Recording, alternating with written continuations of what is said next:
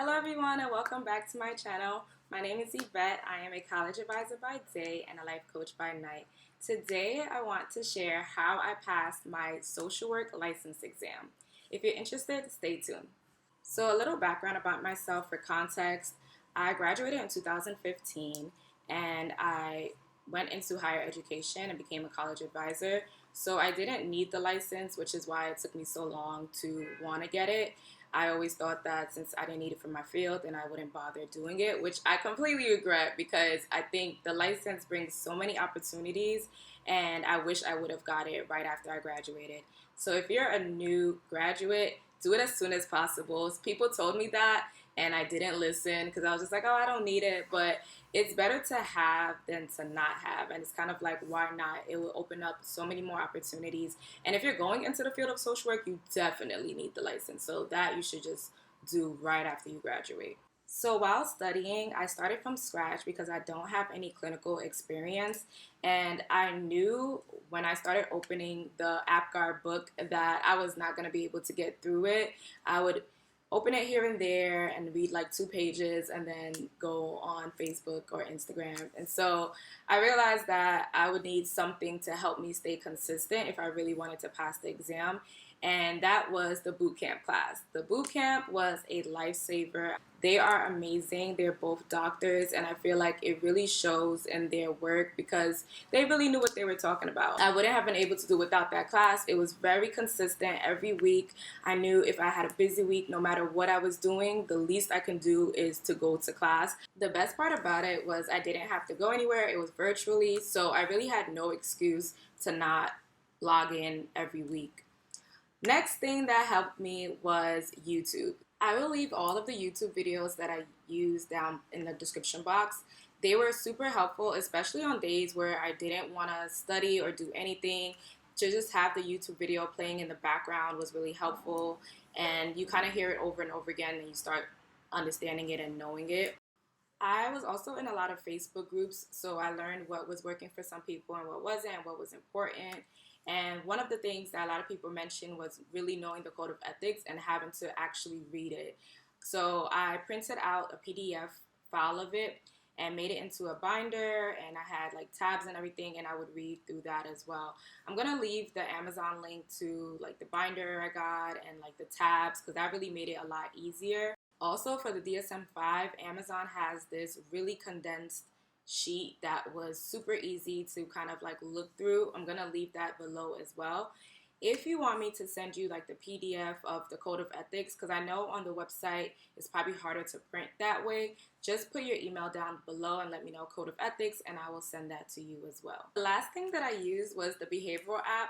It was really helpful when it came to recall. So recall is when you have information that you need to learn for the test, and it's either you know it or you don't. So it's more memorization and learning all the terms, definitions, stuff like that. And I felt like the app was helpful in that. The app was also really humbling because I would do a lot better with the application questions from the bootcamp class, but then when I would go on the app, I would be getting 6 out of 10s or 5 out of 10s. It really motivated me to learn more because then I would start realizing how much I didn't know and how much I had to fill in the gaps with the knowledge part of it. And last few things, so the Facebook groups were really helpful and supportive. When I would see people failing, it kind of like gave me anxiety because then I started realizing like, oh my gosh, like, because at one point I was really confident. I was like, oh, I'm going to pass this. This is nothing. Like, I got this. And then when I saw people failing, I was like, oh my God, okay, I actually really need to study. So it was motivational in that way. Everyone's learning style is different, so just keep that in mind. If you're a reader, I think the Apgar book is great because it has a lot of information, and if you're the type that you can just read through it, you would know a lot for the test. But also you have to make sure you match that with the application piece of learning how to apply that information and answering the questions for the first, best, most type of questions.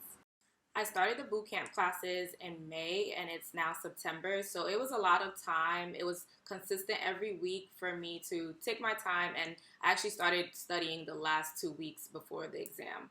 And I was getting super anxious. I was supposed to take it next week, but I ended up moving my test up because I just could not take it anymore. I felt like at this point, it's either I know what I don't, and I just want to get it over with. But that's because I've been in the boot camp class since the end of May.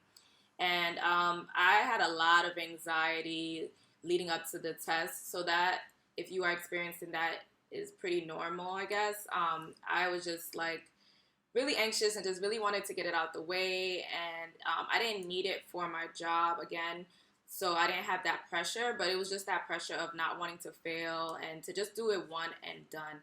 And that's also why I invested a lot into it by paying for the bootcamp classes, and I also paid for the app. There's a free version and then there's a paid version. So I paid for the 800 questions, and just so I can be extra prepared and not have to take it over. While I was taking the test, I felt super confident. Like by the time I got to it's 170 questions. So by the time I got to like 30 questions in, I kind of was like, oh my God, like I think I got this. I mean, I know I have to finish, but I think if it continues like this, I should be fine. And the whole time I was just like thinking, like, I just hope the electricity doesn't go off or like anything crazy, because if it's just up to me finishing this, I think I should be fine.